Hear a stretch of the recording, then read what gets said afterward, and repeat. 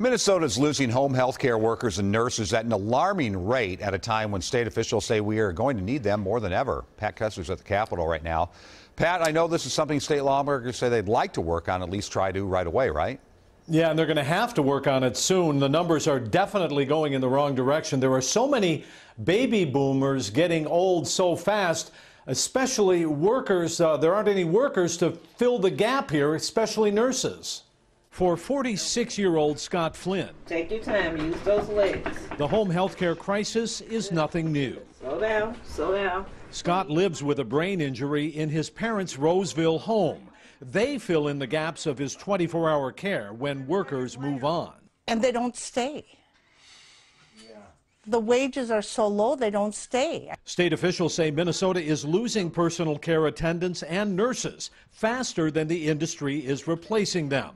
A special commission is looking at ways to slow that down, but they're fighting low wages, no benefits, and staff turnover. A lot of times you'll get young nurses that will start in home care to get their feet wet, get the lower wage, and then they get a year or two in, and boom, they're gone to the hospitals because that's where the money is and the bennies are. The home health care crisis gets worse the farther out it gets from the metro area, vexing state lawmakers. I think the question is, number one, how bad is it? And number two, where is it? Scott Flynn turns 47 next month. His mother, Dolores, is 73.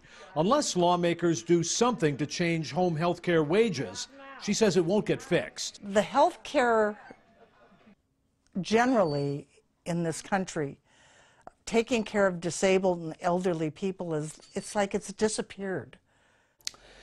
Well, as tight as the home health care market is now, there's not a lot of good news.